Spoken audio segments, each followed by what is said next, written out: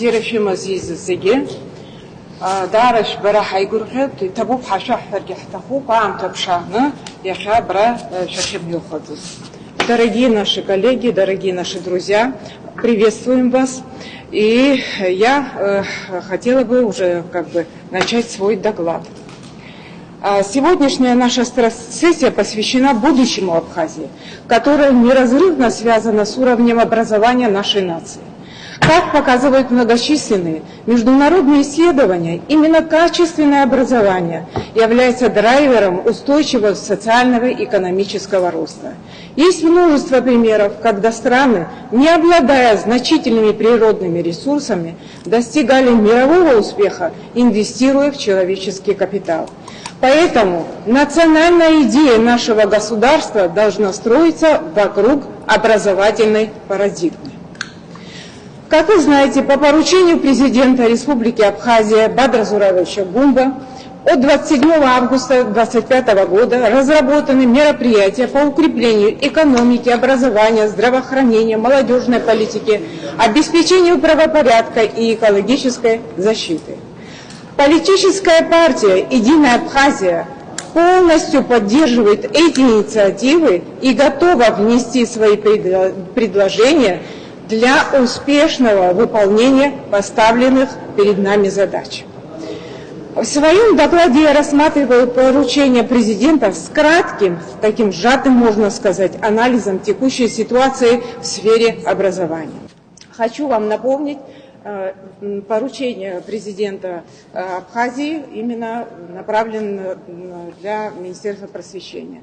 Первое – представление проекта закона об образовании, создание условий, второй проект, для непрерывного профессионального роста, формирование, разработка стандартов образования, разработка предложений по новому учебнику истории Абхазии, организация программы поддержка изучения абхазского языка для госслужащих, проработка предложений по популяризации абхазского языка среди молодежи совместно с Министерством просвещения, разработка программы «Сельский учитель». Эти все проекты очень важны, очень значимы, очень своевременные. Каждая тема – это отдельная страцессия, это тема для отдельной страцессии. Я бы все-таки хотела бы остановить свое внимание на нескольких вот этих поручениях, которые, на наш взгляд, на мой взгляд, более важны и сложны в реализации. Начну со второго проекта. Это профессиональный рост преподавателей. Вторая важнейшая инициатива касается организации профессионального роста учителей и постоянного совершенствования их квалификации. Современный педагог сталкивается с новыми условиями информационного века, связанными с развитием цифровых технологий и знаний. Мы живем в информационную эпоху, которая породила экономику знаний и высоких технологий. Сегодня проблема в том, что детей готовят к будущему старыми методами. Как говорил русский художник, философ, писатель Рерих, мир меняют не политики, мир меняют учителя. Именно педагоги формируют будущее поколение. И тогда возникает вопрос, как подготовить такого учителя, который мог бы успешно решать не только стоящие, но и постоянно обновляющиеся проблемы. Для того, чтобы воспитать высококвалифицированных профессионалов, сами преподаватели должны обладать современными профессиональными качествами и регулярно повышать свою квалификацию. Создание условий для систематического повышения уровня профподготовки педагогических кадров республики – это наша первостепенная задача. Современному преподавателю недостаточно лишь хорошо знать свой предмет. Он должен постоянно совершенствоваться и обучаться новым образовательным технологиям. Поэтому необходимо создавать центры, я подчеркиваю, центры для повышения квалификации и переподготовки учителей, адаптируя их знания и навыки к современным условиям. Это требует стремительных изменений в образовании. Ведь современный учитель должен идти в ногу со временем, осваивать различные технологии в обучении и развивать свои компетенции.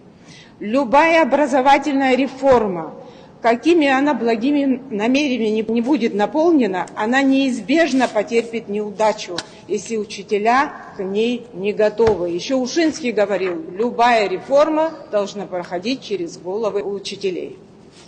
Следующее поручение, это тоже очень важное, это один из ключевых пунктов, это программа содействия изучения абхазского языка госслужащими. Безусловно, необходимость обучения сотрудников госструктур государственному языку очевидна. Однако предыдущие попытки организовать подобные курсы показали низкую эффективность вследствие ряда факторов. Отсутствие единого стандарта измерения знаний по языку и, как следствие, отсутствие учебных пособий, дифференцированных по уровням, недостаточной мотивации обучающихся и использование педагогами устаревших методик преподавания. Проблема здесь гораздо глубже.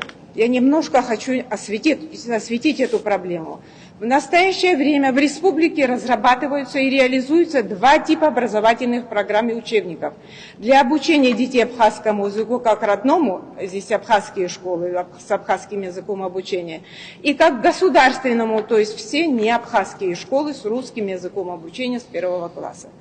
Если разработка учебников для родного языка имеет давние традиции в образовании, то создание учебных материалов для невладеющих государственным языком – задача, возникшая в последние десятилетия. Обучение учащихся абхазскому языку ко второму языку – это новые компетенции, это совершенно другая методология.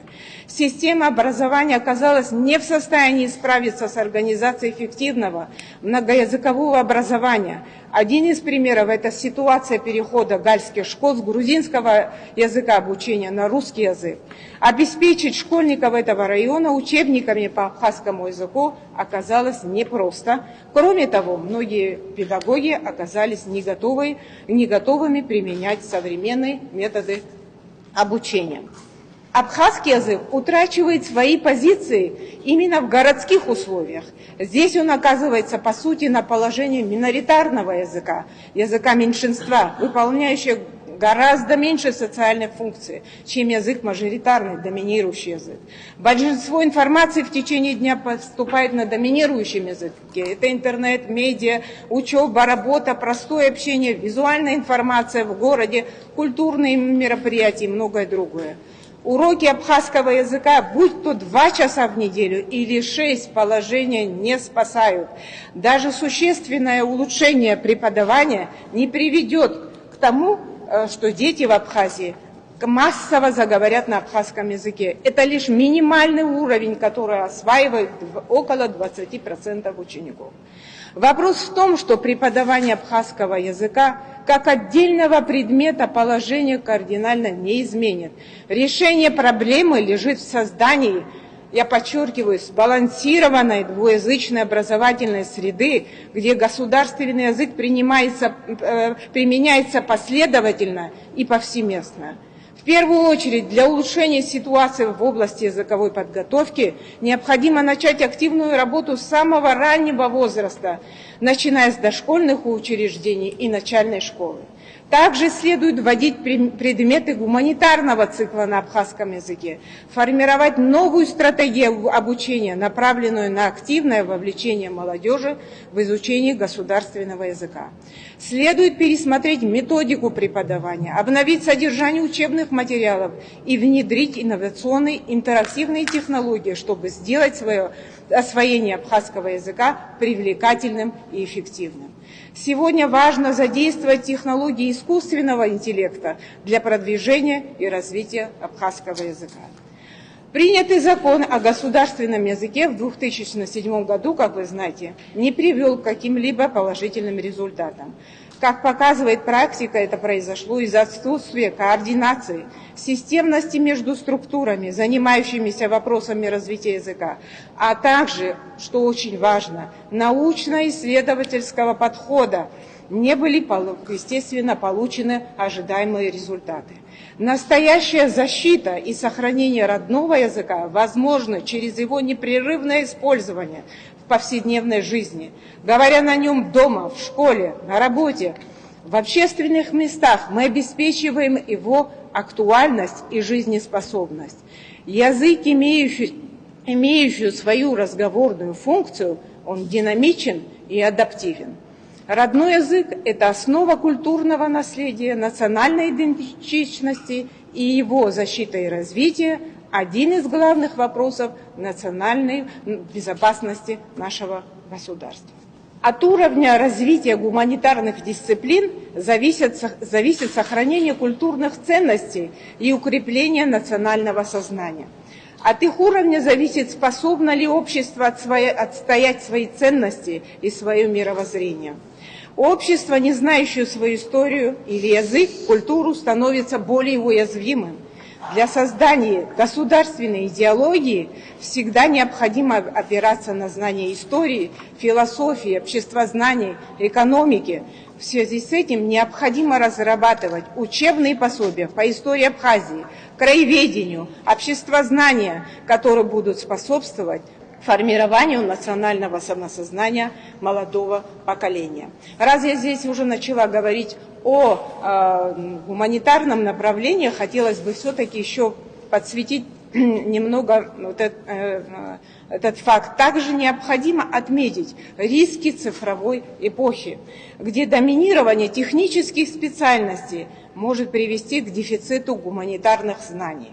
Современные подходы образования предполагают гармоничное сочетание технического и гуманитарного компонентов, поскольку только сбалансированное обучение формирует всесторонне развитую личность. Сельская школа – это социокультурный центр села. Там, где есть школа, есть и жизнь. Полноценное функционирование сельских школ во многом определяется демографическими, экономическими и политическими условиями жизни. Без доступности качественного образования жители будут стремиться переезжать в городские районы, что еще сильнее усугубит депопуляцию и деградацию сельских территорий. Важно осознавать ценность каждой сельской школы, место, где формируется личность ребенка, воспитывается любовь к своей земле и уважительное отношение к культуре предков. Сохраняя сельские школы, мы сохраняем будущее наших деревень и самих себя. В системе школьного образования 153 государственные школы. Из них, вот я хочу обратить внимание на слайд, пожалуйста, вот из них 112 сельских школ. 41 городские школы. При этом количество учащихся в городских школах, посмотрите, 17 тысяч, а в сельской 17 579, а в сельской более 10 тысяч. То есть вы видите, какая большая разница. За партами сидят не более 5-10 человек, что делает их с точки зрения финансирования, конечно, нерентабельными. Но без школы село и деревня умрет. Не грозит ли это потерей национальной самобытности? Что будет с теми населенными пунктами, где исчезнет школа? Сельские малокомплектные школы требуют особого внимания и нестандартного подхода к решению проблем. Основные проблемы хочу перечислить. Это демографическая ситуация в селах, устойчивая тенденция к снижению численности учащихся в сельской школе вследствие демографического кризиса. Отток населения из сельской местности в города ведет к уменьшению, естественно, числа школьников. Малокомплектность школ. Один плюс в этой ситуации, когда малочисленные классы, это здесь создаются условия для индивидуального подхода. Но, к сожалению, несмотря на это, качество обучения в сельских школах ниже, чем в городских. Многопредметность в работе учителя или многофункциональность. Учителя вынуждены ввести сразу несколько предметов, что увеличивает нагрузку и требует высокого уровня профессионализма. Как вы знаете, он и биолог, он и физкультурник, он и охранник, он и все остальное. Недостаточная материальная база. Многие сельские школы испытывают недостаток в оборудовании, в инфраструктуре, конечно же. Ограниченный доступ к современным технологиям и ресурсам мешает внедрению инновационных методов обучения. И, конечно, чего тут и греха таит, неготовность учителей к использованию цифровых образовательных ресурсов. Какие здесь могут быть возможные пути решения? Предлагаются ряд инициатив. Это оптимизация сети школ. Здесь я хочу отметить, что здесь не имею в виду сокращение педагогических кадров. У нас и так этот кадровый голод в стране с педагогическими специальностями. Объединение небольших школ в крупные учебные комплексы с возможностью централизованного управления ресурсами. Развитие дошкольных учреждений, организация детских садов на базе школ позволит родителям оставлять детей ближе к дому, увеличивая охват образования. Доп. Образование, создание кружков и секций во вторую половину дня, организация круглогодичных образовательных и спортивных лагерей привлечет детей и повысит интерес к учебе. Повышение квалификации учителей, регулярные курсы, повышение квалификации помогут педагогам поддержать высокий уровень профессиональной подготовки. Ну и, конечно, это разработка логистики и транспортировка. Таким образом, комплексный подход, включающий организационные, кадровые и технологические меры, способен существенно улучшить ситуацию в сельских школах. Потом во время обсуждения я еще добавлю вообще историю с этим проектом «Сельский учитель» и дам свои тоже комментарии. В заключение нам бы хотелось от имени нашей политической партии «Единая Абхазия» дать свои предложения и добавить к поручениям президента очень важное звено – это среднее профессиональное образование.